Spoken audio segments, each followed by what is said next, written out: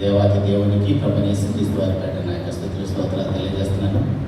ఈ యొక్క స్థానిక సంఘ సేవకులు అన్నగారిని బట్టి అమ్మగారిని బట్టి కూడా ప్రత్యేక వందనాలు తెలియజేస్తున్నాను. ఆల్రెడీ వాకింగ్ కోసం ప్రార్థన చేయబడింది కాబట్టి డైరెక్ట్గా మనం వాక్యదానంలోకి వెళదాము. వాక్యదానంలోకి వెళ్ళడానికంటే ముందుగా కొన్ని విషయాలు మనం మాట్లాడుకుందామండి.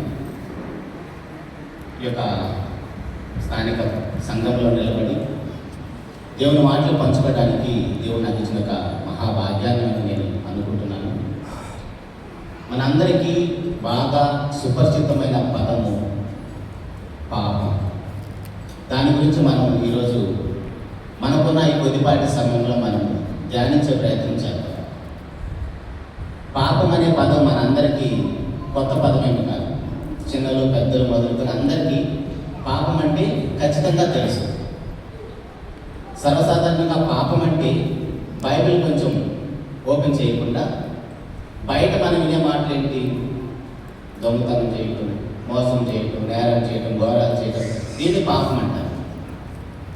అదే బైబిల్లోకి వెళ్ళి మనం ఆలోచన చేస్తే పాపం అంటే ఏంటి? పాపం అంటే ఆజ్ఞ అతిక్రమే పాపం. మొదటి యోహాను పత్రికలో మన అందరికీ తెలిసింది మాట. సో ఇప్పుడు ఆజ్ఞ అతిక్రమే పాపం అంటే ఆజ్ఞ అంటే ఏంటి? దేవుని మాట. అంటే దేవుని మాట మీరితేనే పాపమా? ఇప్పుడు మనము కూడా తల్లిదండ్రుల మాట మీరుతాం. పిల్లలుగా మనం ఉన్నప్పుడు ఇప్పుడు మన పిల్లలు కూడా మన మాట పెద్దగా లెక్క చేయరు. మరి మన మాటకున్న శక్తి సామర్థ్యం ఏపాటిది? చేతనైతే మన వాళ్ళని 2 దెబ్బలు పడతాం, దండిస్తాం. ఇప్పుడు సాక్షాత్తు సృష్టికర్త అయిన దేవుని మాట మనం మీరితే అది పాపం అంటది వాక్యం. ఇంతకీ దేవుని మాటకున్న శక్తి ఏంటో మనకు తెలిసినప్పుడు, దేవుని మాటకున్న శక్తి ఏంటో మనకు తెలిసినప్పుడు అది ఎంత పెద్ద ప్రమాదమో అప్పుడు మనకు అర్థమవుతుంది. మామూలుగా మనం పాపం అనగానే చిన్న చిన్నగా ఆలోచన చేసాం. ఇప్పుడు నాకు జ్వరం వచ్చింది అనుకోండి, జ్వరం అనేది బయటికి కనపడదు. జ్వరం అనేది బయటకి ఏం కనపడదు. బయట మనకి ఏం కనపడుతుంది? ఒళ్ళంతా వేడిగా ఉంటుంది, ఒళ్ళు నొప్పులు వస్తాయి, చాలా నీరసంగా ఉంటుంది, చాలా బలహీనంగా ఉంటుంది. సో దానిని బట్టి మనం జ్వరం వచ్చింది అనుకుంటాం. మరి ఇప్పుడు బయట మనం మాట్లాడుకుంటున్నట్టుగా ఏదైతే పాపమని మనం అనుకుంటున్నామో అది పాపమని మనకి ఎలా తెలుసు? నిజానికి అది పాపం యొక్క లక్షణాలు. బయట ఏవైతే మనం వింటున్నామో, దొంగతనం చేయడం, అబద్ధాలు ఆడటం, నేరాలు, ఘోరాలు, వ్యభిచారం, ఇవన్నీ కూడా పాపం కాదు. పాపం అనేది లోపం ఉంది కాబట్టి పాపం యొక్క లక్షణం అది. పాపం అనేది లోపం ఉన్నది కాబట్టి పాపం యొక్క లక్షణాలు అవి బయట కనపడుతున్నాయి. జ్వరం లోపం ఉంటే జ్వరం యొక్క లక్షణాలు ఎలాగైతే బయట కనపడుతున్నాయో అలాగనే పాపం అనేది లోపం ఉన్నది కాబట్టి ఇవన్నీ కూడా లక్షణాలు. కానీ మనమేమనుకుంటామంటే ఇదే పాపం అనుకుంటాము. అది పాపం కాదు, అది పాపం యొక్క లక్షణాలు. మరి పాపం అంటే ఏంటి? పాపం అంటే ఏంటంటే దేవుని మాట వినకపోవడమే పాపం. ఏంటి దేవుని మాట వినకపోతే అంత పెద్ద ప్రమాదమా? మామూలుగా క్రైస్తవేతరులు కూడా దేవుని గురించి మాట్లాడుతూ ఈయనే దేవుడు అండి, చనిపోతే శాశ్వత కాలము నరకంలో ఉంచుతాడంట, ఆయన కొంచెం కూడా కరుణ, దయ, జాలి ఏమీ లేవా, అదే దేవుడు, ఆయనే దేవుడు అని బైబిల్ కలిగిన క్రైస్తవులమైన మనం కూడా అనుకుంటూ ఉంటాం. అది ఎంత పెద్ద ప్రమాదమో మనకున్న ఈ కొద్దిపాటి సమయంలో మనం ఆలోచించేద్దామండి. ఒకసారి దేవుని మాటకున్న శక్తిని మనం ఆలోచన చేస్తే ఆదికాండం మొదటి అధ్యాయం మనందరికీ బాగా సుపరిచితమైన పాఠ్య పుస్తకం. బైబిల్లో మొట్టమొదటి పేజీ. నేను పెద్దగా బైబిల్కి ఏమి వెళ్ళను, అటు ఇటు తిరగను. మనకు సమయం 9 గంటల వరకే కాబట్టి ఉన్న కొద్దిపాటి సమయంలో జనరల్గా మనము ధ్యానించుకుంటూ వెళ్తాం. ఆదికాండం మొదటి అధ్యాయంలో దేవుడు మాట్లాడుతూ ఈ మహావిశ్వం కలగాలని చెప్పాడు. మనం ఏం ఆలోచన చేస్తున్నామంటే పాపం అంటే ఏంటో మనకు తెలియాలంటే దేవుని మాటకున్న శక్తి ఎంతతో మనకు తెలిస్తే దేవుని మాట మీరితే కూడా ఎంత ప్రమాదమో అప్పుడు మనకు అర్థమవుతుంది. మరలా చెప్తున్నాను, దేవుని మాటకున్న శక్తి ఎంత ప్రభావవంతమైందో మనకు తెలిస్తే, దేవుని మాటకి ఎంత శక్తి ఉందో మనకు తెలిస్తే ఆ మాటను మనం మనం లెక్క చేయకపోతే, ఆ మాటను మనం మీరితే అంతే ప్రమాదం ఉంటుంది. ఇప్పుడు దేవుడు ఏమన్నాడు? ఈ మహా విశ్వంలో విశ్వము కలుగునుగాక అన్నాడు. ఆదికాండం 1వ అధ్యాయంలో మనం చూస్తే విశ్వము కలుగునుగాక అని ఒక్క మాట పలికాడు. అది దేవుని మాటకున్న శక్తి. ఈ మహా విశ్వం ఎంత ఉండొచ్చు అండి? ఈ స్పేస్ ఎంత ఉండొచ్చు? మన కంటికి ఎంత కనపడుతుంది? ఇక్కడ నుంచి చూస్తే మనకి హైదరాబాద్లో ఏం కనపడదు. ఇప్పుడు దేవుని మాటకున్న శక్తి ఏంటో మనకు తెలియాలంటే, మనకంటే బాగా చదువుకున్న మేధావులు, శాస్త్రవేత్తలు ఉన్నారు కదా, వారు ఎన్నో వస్తువులను కనిపెట్టి వాటి ద్వారా వాళ్ళు పరిశోధన చేసి చెప్పిన ఆ ఫలితం ఏంటంటే, ఈ స్పేస్ అనేది సుమారుగా ఇంతవరకు వారికున్న పరిజ్ఞానాన్ని బట్టి వాళ్ళు కనిపెట్టింది అంతంటే సుమారుగా 93 బిలియన్ లైట్ ఇయర్స్ అంటండి. 93 బిలియన్ లైట్ ఇయర్స్ అంట. చదువుకున్నారు, బాగా ఐడియా ఉంటుంది. లైట్ ఇయర్స్ అంటే ఏంటంటే, ఒక సంవత్సరం పాటు కాంతిని ప్రయాణం చేస్తే ఎంత దూరం వెళ్తుందో దాన్ని లైట్ ఇయర్ అంటారు. ఒక కాంతి సంవత్సరం అంటారు. సో ఇప్పుడు 93 బిలియన్ లైట్ ఇయర్స్ అంటారు. 93 బిలియన్ లైట్ ఇయర్స్ మనం క్యాలిక్యులేషన్ చేయగలిగితే అన్ని కిలోమీటర్ల స్పేస్ ఉందంట. అర్థమవుతుంది దేవుడు మాటకున్న శక్తి అంటే ఏంటో. ఆ మాటను వెళ్తున్నాం, అది పాపం అంటే. ఇప్పుడు 93 బిలియన్ లైట్ ఇయర్స్ అంటే 93 పక్కన 9 సున్నాలు పెట్టి ఇంటూ 1 దాని పక్కన 18 సున్నాలు పెడితే అది 93 బిలియన్ లైట్ ఇయర్స్ అంటే. ఒకవేళ లెక్కలు వచ్చిన వాళ్ళని చెప్పగలిగితే చెప్పండి. అంత స్పేస్ ఉందంట విశ్వంలో. అది దేవుని మాటకున్న శక్తి. అంటే అంత ప్రభావవంతమైన దేవుని మాటను మనం ఏం చేస్తున్నాం? మీరం. అర్థమవుతుందా? అది దేవుని మాటకున్న శక్తి. తర్వాత కింద చూస్తే తమ జాతి ప్రకారము తమలో విత్తనములు కలిగిన ఫల వృక్షాలు, చెట్లు మొలవాలని దేవుడు ఆజ్ఞాపించాడు. ఒక్క మాట పలికితే 73,000 జాతుల రకాల చెట్లు పుట్టాయంట. 73,000 రకాల జాతులు. వేప చెట్టు ఒక రకం, కరివేపాకు ఒక రకం, ఇలా మాట్లాడుకుంటూ పోతే 73,000 రకాల జాతులు చెట్లు పుట్టాయంట. శాస్త్రవేత్తలు కనిపెట్టినవే, ఇంకా కనిపెట్టనివి ఎన్ని ఉన్నాయో తెలియదు.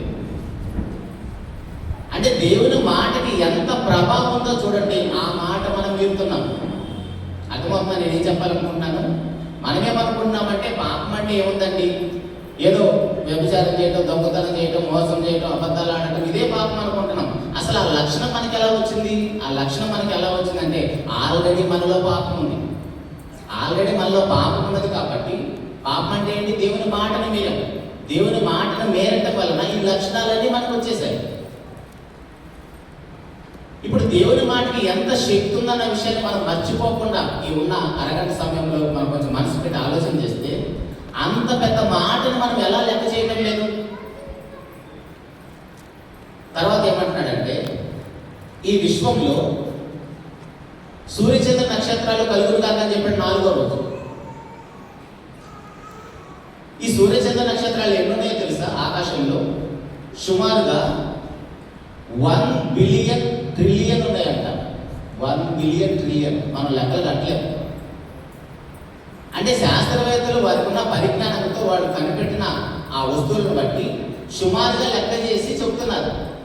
స్పేస్లో ఇన్ని నక్షత్రాలు ఉన్నాయి. మనకు దగ్గరగా ఉన్న నక్షత్రం ఏంటంటే సూర్యుడు. ఆ సూర్యుడు లేకపోతే మన బ్రతుకులు లేవు.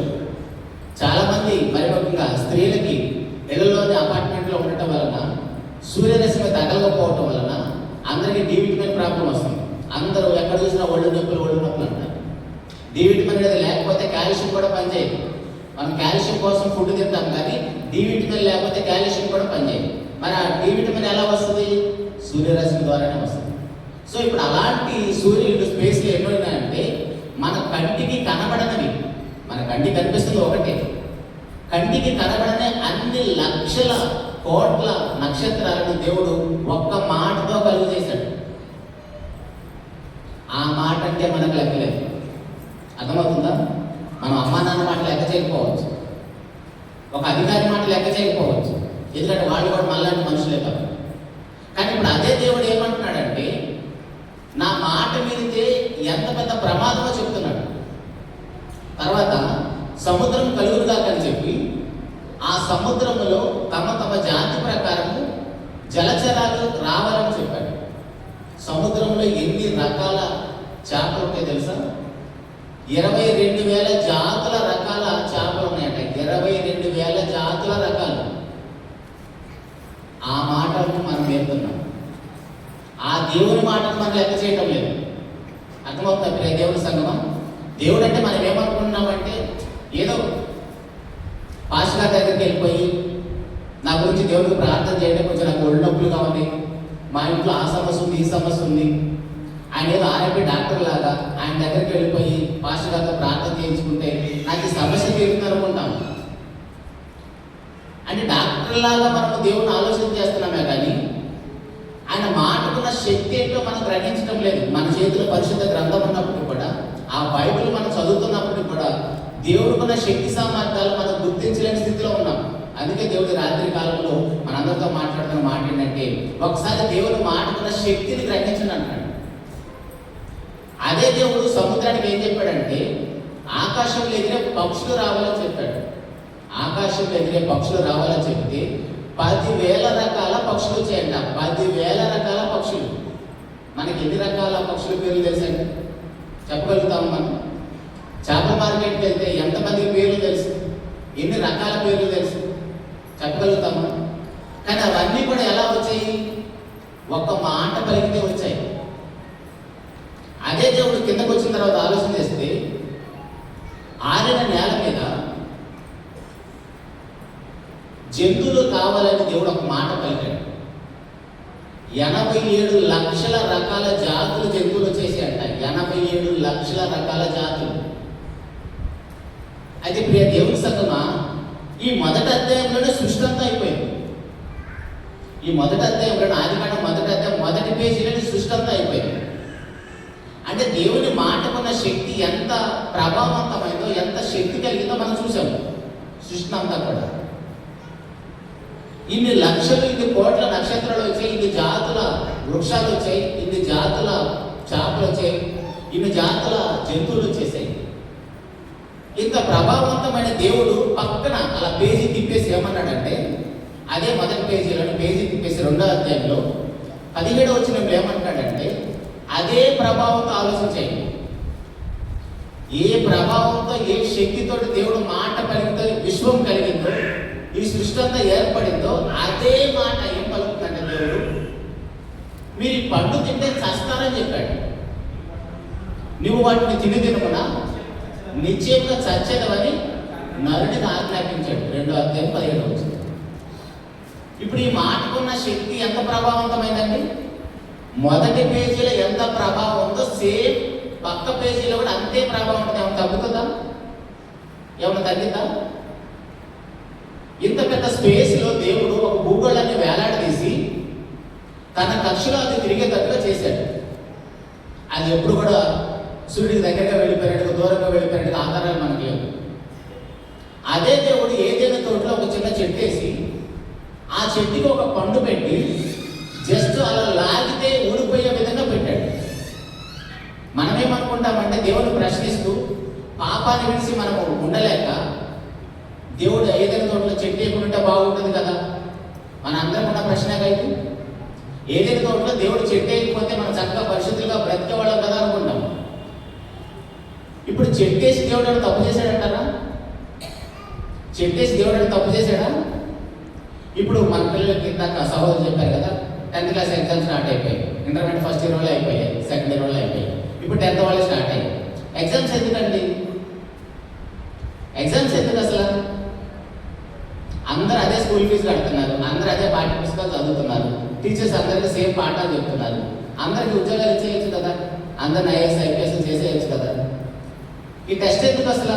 ఈ ఎగ్జామ్స్ ఎందుకు? పిల్లలు పాపం రే గోడలు ఇద్దరు మానుకొని చదవటం, పాపం వాళ్ళ హెల్త్ పాడైపోతుంది. ఎందుకు ఇవన్నీ? నీ ప్రతిభ కనబడాలి, అంతేనా? నువ్వు ఎంత కష్టపడ్డావో, నీకు ఎంత టాలెంట్ ఉందో, నీకు ఎంత సామర్థ్యం ఉందో కనబడాలి.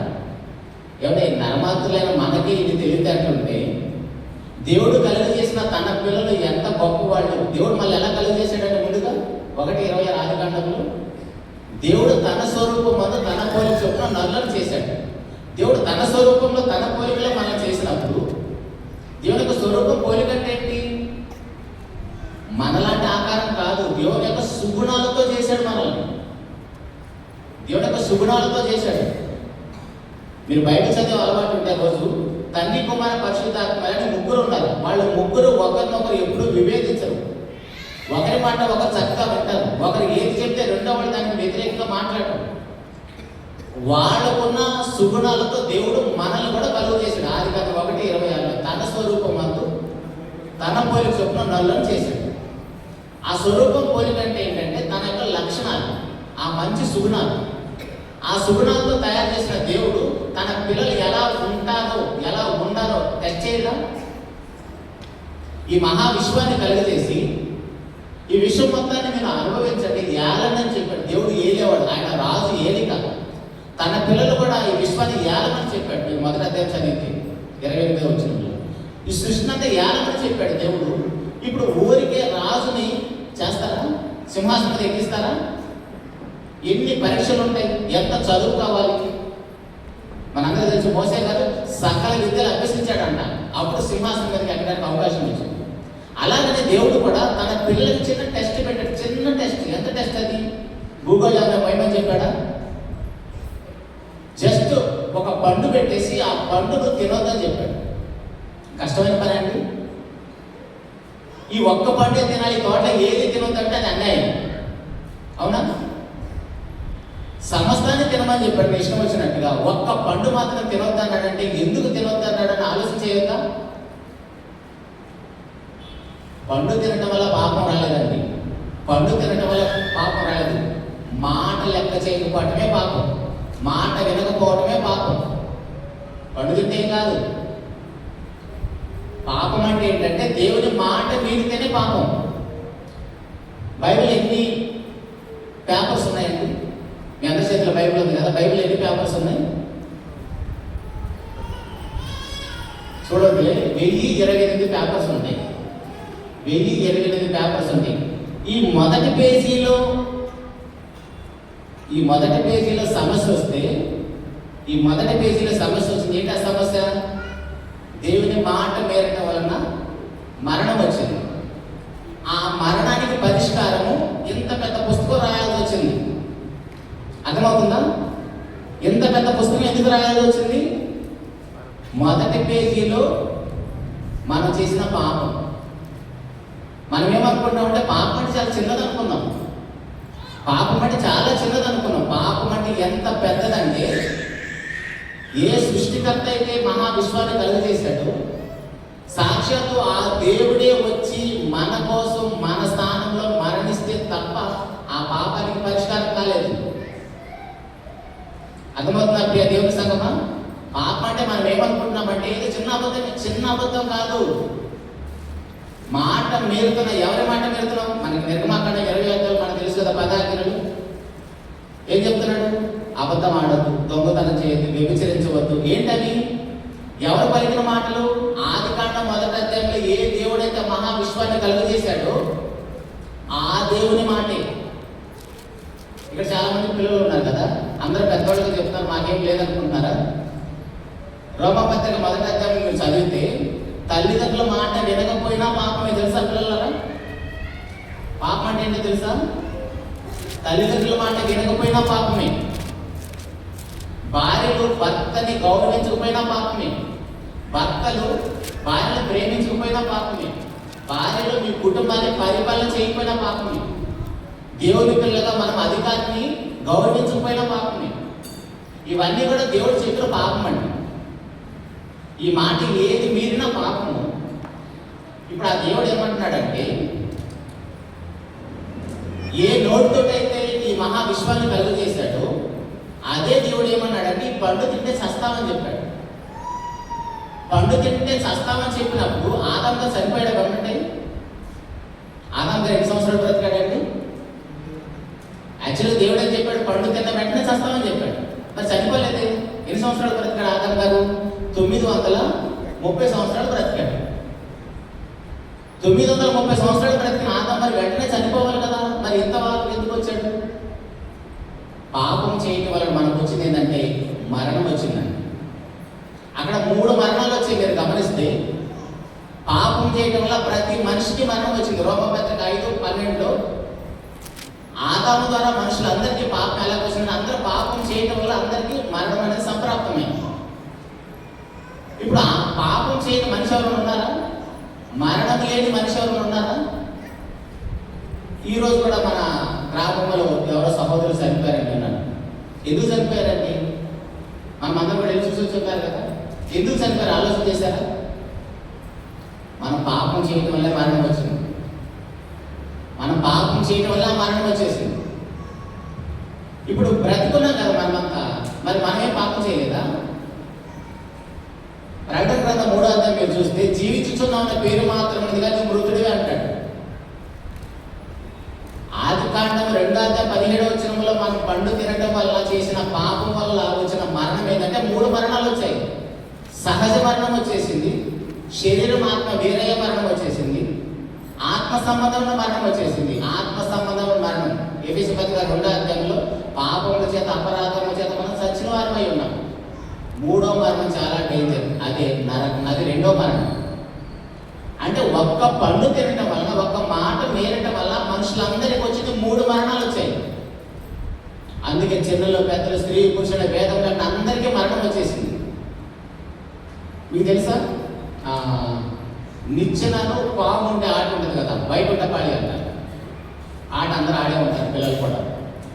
ఆ వైకుంఠపాళిలో టై చేసినప్పుడు నెంబర్స్ పడతాయి. ఒక్కోసారి నిచ్చెన పడింది అనుకోండి, త్వరగా పైకి ఎక్కుతాం. అలా పైకి వెళ్తున్నప్పుడు సడన్గా పాము మిగితే మరలా కిందకు వచ్చేస్తాం.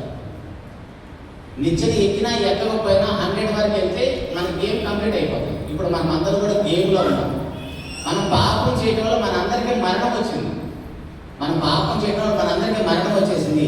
ఇప్పుడు మనందరికి వస్తున్న రోగాలు ఏంటో తెలుసా? రోగాలు, యాక్సిడెంట్లు, ఇవన్నీ ఏంటో తెలుసా? ఆ వైకుంఠపాళి ఎలాగైతే నిచ్చెనలు ఉన్నాయో, ఆ నిచ్చెనలు దేనికి? త్వరగా టార్గెట్ రీచ్ అవడానికి. త్వరగా టార్గెట్ రీచ్ అవడానికి నిచ్చెనలు ఎలాగైతే ఉన్నాయో ఆ గేమ్లో, ఇప్పుడు మనందరికి వస్తున్న మరణాలు, మనందరికి వస్తున్న యాక్సిడెంట్లు కానీ, రోగాలు కానీ, ఇవన్నీ ఏంటంటే మనల్ని ఆ మరణానికి దగ్గర చేస్తున్నాయి. ఏదో చచ్చిపోతున్నాం, ఏదో రోగం వచ్చింది, ఏదో యాక్సిడెంట్ అయింది అనుకుంటున్నాం. మరణం అనేది మళ్ళీ ఆ గోల్కి రీచ్ దగ్గర చేస్తుంది.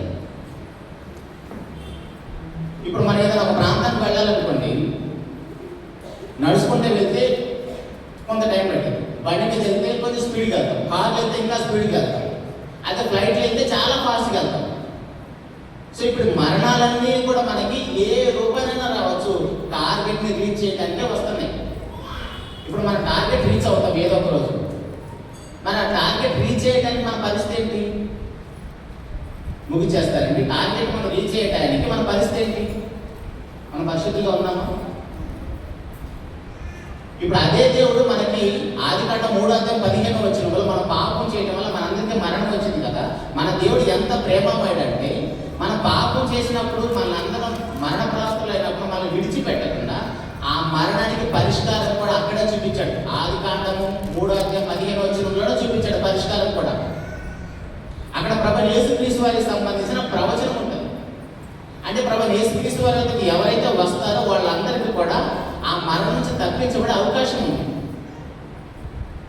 ఏమనంటే చనిపోయిన వాళ్ళు ఎవరైనా తిరిగి లేచారా? నాకేం నమ్మకం లేదు.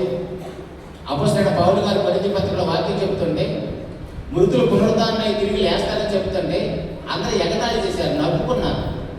కానీ కొంతమంది విశ్వసించి ఆయన వెంబడించారు.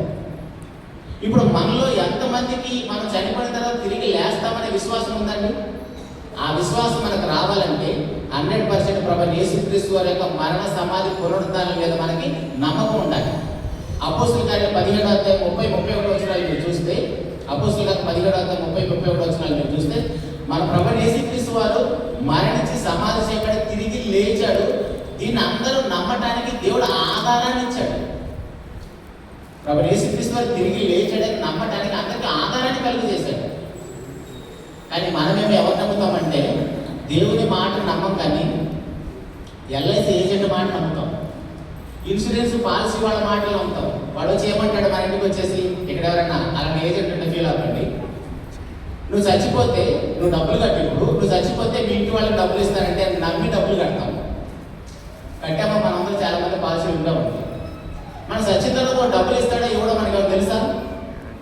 కానీ ఎల్ఐసి ఏజెంట్ మాట అయితే నమ్ముతాం, కానీ దేవుని మాట నమ్మము. మనమేం క్రైస్తవులం అండి, ఆలోచించేయండి. కానీ అదే దేవుడు ఏమంటాడంటే, ఇదిగో నా కుమారుని తిరిగి లేపాను, మిమ్మల్ని కూడా తిరిగి లేపుతాను. అయితే లేచేటప్పుడు మనం ఎలా ఉండాలంటే పరిశుద్ధిగా, నిర్దోషులుగా ఉండాలి. కొందరేమో జీవ పునరుద్ధానం పొందడానికి వస్తారు, మృతుల పునరుద్ధానంలో. మరి కొందరేమో తీర్పు పాలవడానికి లేస్తారు. యోహాను సువార్త 5వ అధ్యాయం చివరి వచనాల్లో మృతులు అందరూ లేస్తారు, మృతులు అందరూ లేస్తారు. కానీ లేచిన వారు జీవ పునరుద్ధానం పొందడానికి ఎంతమంది వస్తారు, తీర్పు పాలవడానికి ఎంతమంది వస్తారు? ఇప్పుడు నువ్వు తీర్పు పాలయ్యే జాబితాలో ఉన్నావా? జీవ పునరుద్ధానం పొందడానికి సిద్ధంగా ఉన్నావా? ఇప్పుడు జీవ పునరుద్ధానం పొందాలంటే ఇక్కడ నీకున్న పరీక్షలన్నింటిలో కూడా నువ్వు నెగ్గాలి. ఇప్పుడు మన పిల్లలు ఎగ్జామ్స్ రాస్తున్నారు, ఎగ్జామ్స్లో వాళ్ళు ఫెయిల్ అయ్యారనుకోండి, మరలా టెస్ట్ ఉంటుంది, మరలా సప్లిమెంటరీ ఉంటుంది. అలాగనే దేవుడు కూడా మనందరూ కూడా సప్లిమెంటరీ ఇస్తున్నాడు. కాబట్టి మనందరికి ఎంతో వయసు ఉంది, అర్థమవుతుందా? ఇక్కడ 2-3 సంవత్సరాలు మొదలుకొని 60-70 సంవత్సరాల వాళ్ళు కూడా ఉన్నారు. ఏంటంటారు ఈ వయసు అంతా? సప్లిమెంటరీ ఎగ్జామ్స్ రాస్తున్నాం మనమంతా కూడా. దేవుడు మనకి ఇచ్చిన ఆయుష్ కాలంలో మన యొక్క నిర్దోషత్వాన్ని, మన యొక్క పరిశుద్ధతను నిరూపించుకుంటున్న దేవుడి దగ్గర. ఆ సంగతి మనకు తెలియటం లేదు. ఇక్కడ దేవుడు సేవకులు నిలబడి ప్రతి నిత్యం ఎందుకు దేవుని యొక్క వాక్యాన్ని బోధిస్తున్నారు మనకి? ఎందుకంటే మనలో ఉన్న అపవిత్రతను తొలగిస్తున్నారు. వాక్యం అనేది ఎప్పుడు ఎలా చెప్పాలంటే, ఏదో దువ్వెన పెట్టి దువ్వినట్టుగా, ఆయిల్ వేసి మసాజ్ చేసినట్టుగా ఉండకూడదు. డాక్టర్ చేతిలో కత్తిలాగా ఉండాలి వాక్యం అంటే. వాక్యం అంటే ఎలాగ ఉండాలంటే మసాజ్ చేసినట్టుగా ఉండకూడదు. డాక్టర్ గారి చేతిలో కత్తిలాగా ఉండాలి. ఆపరేషన్ చేసినప్పుడు డాక్టర్ గారు ఎలాగైతే కత్తిని వాడి కల్మషాన్ని తొలగిస్తాడో, వాక్యం అనేది కూడా 2 అంచెల కట్టం. అలా బోధించాలి వాక్యం. అలా బోధిస్తే ఎవరు నిలబడతారా? పౌలు గారు వాక్యం చెప్తుంటే ఎవరికి నచ్చట్లేదంట. ప్రభువైన యేసుక్రీస్తు వారు యోహాను సువార్త 6వ అధ్యాయంలో నా రక్తాన్ని తిని, నా శరీరాన్ని తిని నా రక్తాన్ని త్రాగిన వాడు నిత్యజీవం కలిగిన వాడు అంటే, వాళ్ళందరూ కూడా ఈయన తన శరీరాన్ని ఎలా తినేయగలడు అంటే ఆయన తినేద్దామనుకున్నారు బ్రతుకున్నప్పుడు. కొన్ని ఒక్కడొచ్చి అడగలేదు, ఏంటి ప్రభు నువ్వు ఏంటి శరీరాన్ని తినమంటున్నావు, రక్తాన్ని తాగమంటున్నావు, ఇది ఎలా సాధ్యం అంటే ఒక్కడు అడగలేదు. అడగకపోగా ఇది చాలా కఠినమైన మాటను అందరూ తిరిగి వెళ్ళిపోయారంట. అందరు తిరిగి వెళ్ళిపోతే ప్రభు తిరిగి చూస్తే 12 మంది ఉన్నారంట. ఎవరు వాళ్ళు? అపోస్తులు. ఏంటి మీరు కూడా వెళ్ళిపోతారన్నాడు. అప్పుడు పేతురు గారు నిలబడి, ప్రభు మేము ఎవరి దగ్గరికి వెళ్తాం? నీవే నిత్య జీవపు మాటలు కలిగిన వాడు కదా, ఇంకా మేము ఎవరి దగ్గరికి వెళ్తాం అని. ఇప్పుడు దేవుని సన్నిధికి మనం ఎందుకు రావాలి? నిత్య జీవం కోసమే రావాలి. మోకాళ్ళ నొప్పుల కోసము, అమ్మాయికి పెళ్లి కోసము, అబ్బాయికి ఉద్యోగం కోసము, ఇంటి కోసము, రోగాల కోసము చర్చికి రావడం అనవసరం. దానికోసం ప్రభుత్వాల దగ్గరికి వెళ్ళడం బెస్ట్ కదా. ఒక మాట చెప్తాను. మత్తయి సువార్త 1వ అధ్యాయం 21వ వచనంలో, మత్తయి సువార్త 1వ అధ్యాయం 21వ వచనంలో సృష్టికర్త అయిన దేవుడు శరీరంగా భూలోకానికి ఎందుకు వచ్చాడని ఉంటుంది అక్కడ. ఆమె ఒక కుమార్తెను, తన ప్రజలను వారి పాపముల నుండి ఆయనే రక్షించింది. ఎందుకు వచ్చాడంటే ప్రభువైన యేసుక్రీస్తు వారు పాపం నుంచి రక్షించడానికి. ఏ పాపం నుంచి రక్షించడానికి? నీ శరీర అవసరాలు తీర్చడం కోసం వచ్చానని ఎక్కడైనా బైబిల్లో ఉంటుందా? ఎవరిని మరి ఇప్పుడు మా అవసరాలను ఎవరు తీర్చాలని డౌట్ వస్తుంది కదా. ఇప్పుడు మన ఇంటికి ఒక గెస్ట్ వచ్చాడు అనుకోండి, మన ఇంటికి గెస్ట్ వస్తే మనకు నచ్చింది పెడతామా, వాళ్ళకి నచ్చింది పెడతామా?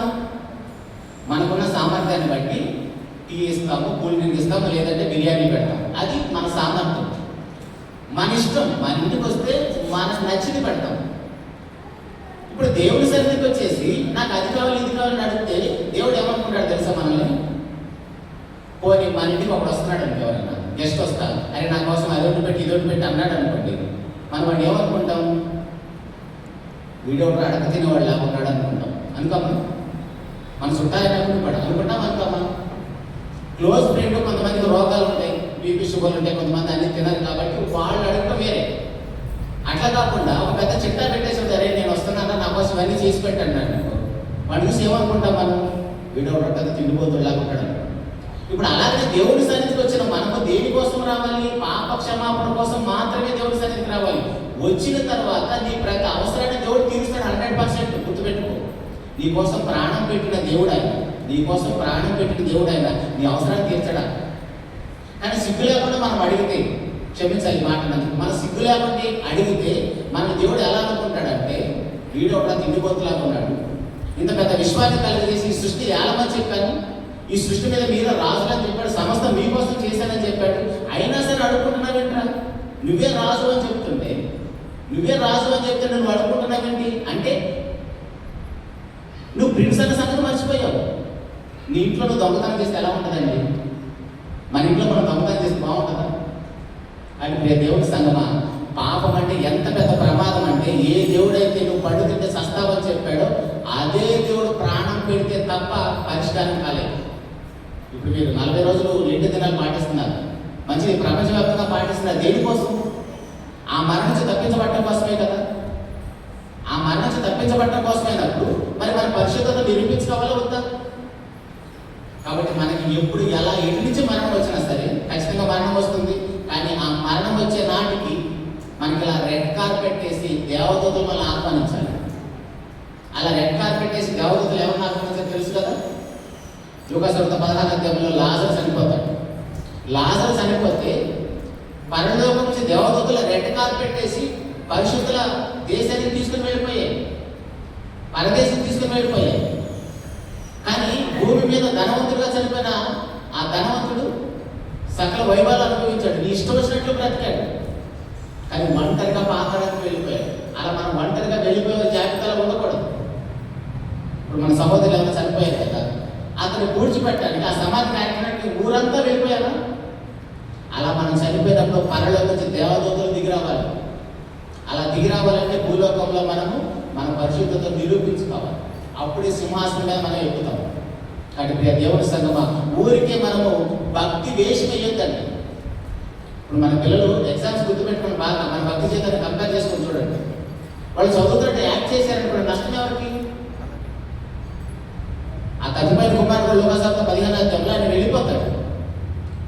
నువ్వు వద్దు, నీ ఆస్తి ఏమవుతుందో నాకు ఇచ్చేసి అంటే వెళ్ళిపోయాడు. కానీ వెళ్ళిపోయిన తర్వాత ఎప్పుడు గుర్తొచ్చేసింది?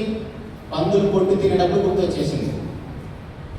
సో మన అందరికీ కూడా ఆయుష్కాలం దేవుడు అందుకే పొడిగిస్తున్నాడు. కాబట్టి ఖచ్చితంగా మనము నిర్లక్ష్యం చేయొద్దు. ఎప్పుడైనా ఎటు నుంచైనా మరణం రావచ్చు, కానీ మరణం వచ్చిన టైంకి మన ముందు దేవదూతలు నిలబడాలి. అలాంటి పరిశుద్ధమైన జీవితం మనమంతా బ్రతకాలని. దేవుని మాట అంటే ఎంత ప్రభావం కలిగిందో చూసాము. ఆ మాట లెక్క చేయకపోవడం వల్ల వచ్చిన పాపం కూడా అంతే ప్రభావవంతమైనది. ఆ నరకం కూడా అంతే ఉంటుంది. అది లైఫ్ లాంగ్ ఎందుకు ఉంటుందంటే, అది నిత్యం ఎందుకు ఉంటుందంటే, దేవుని మాట ఉన్న శక్తి అలాంటిది. అలాంటి నరకంలో మనం ఎవరు వెళ్ళిపోకుండా దేవుడున్న లోకంలో, పరిశుద్ధుల లోకంలో మనమంతా ఉండాలని మనస్ఫూర్తిగా కోరుకుంటూ, ఆ కృప తండ్రి అయిన దేవుడు మనందరికీ అనుగ్రహించాలని మనస్ఫూర్తిగా కోరుకుంటూ ఈ మాటలు ముగిస్తున్నాను. చిన్న మాట ప్రార్థన చేస్తాను. మహోన్నతుడా, జీవము కలిగిన మా తండ్రి, స్తోత్రములైన ఇంతవరకు మమ్మల్ని అందరినీ ప్రేమించి మీ కృపలో భద్రపరిచి మా బ్రతుకు పుస్తకం బైబిల్లో నుంచి కొన్ని మాటలు ఆలోచన చేసాం తండ్రి. ఈ మాట ఎంత ప్రభావవంతమైనదో, ఆ మాట మీరికి వచ్చే నష్టం కూడా ఎంత బలమైనదో, ఎంత నష్టాన్ని కలిగిస్తుందో కొన్ని మాటలు ఆలోచన చేసాం తండ్రి. వాక్యాన్ని విన్న మీ బిడ్డలందరూ బట్టి స్తోత్రములైన విన్న మాటలు మీ పిల్లలందరూ హృదయాల్లో ఫలించులాగా, ఏ మాటను మీరుతున్నారు, ఏ మాటను లెక్క చేయటం లేదు, ప్రతి ఒక్క బిడ్డ ఎరుగులాగా గుర్తించులాగా, ప్రతి ఒక్క బిడ్డ మనుడతను వెలిగించమని ఈ సన్నిధిలో వేడుకుంటున్నాం తండ్రి. మహోన్నతుడా, ఇక స్థానిక సంఘాన్ని బయటకు ఏర్పాటు చేసిన మీ కుమారుని స్తోత్రం తండ్రి. అన్నగారికి సంపూర్ణ 4 గంటలు దయచేయండి తండ్రి. అన్నగారికి ఇచ్చిన సత్యం బట్టి స్తోత్రాలు చెల్లించుకుంటూ వారి ఎరుగులు తండ్రి ఈ యొక్క స్థానిక సంఘాన్ని వాక్యపు వెలుగులో పెంచుతుండగా మీ బిడ్డలను మీకు పరిశుద్ధాత్మ సహాయంతో నడిపించమని ఇక స్థానిక సంఘంలో ప్రతి ఒక్క బిడ్డ విషయంలో ప్రార్థన చేస్తున్నాం తండ్రి. ప్రతి ఒక్క బిడ్డ కూడా తండ్రి వారి జన్మ పరమార్థాన్ని గుర్తెరిగి మరణం ఎప్పుడు ఎటు నుంచి వచ్చినప్పుడు కూడా నాయన ఈ బిడ్డ తండ్రి మరణాన్ని ఎదుర్కొంటూ పరిశుద్ధమైన జీవితాన్ని జీవించడం కృపను అనుగ్రహించమని సమస్త మహిమ ఘనత ప్రభావాలు మీకు ఆరోపిస్తూ మీకు ప్రియ కుమారుడు మా ప్రభువైన యేసుక్రీస్తు వారి పరిశుద్ధమైన ఘనమైన నామములో ప్రార్థించి అడిగి పొందుకుంటున్నాము తండ్రి. ఆమేన్. అందుకు వందనాలండి.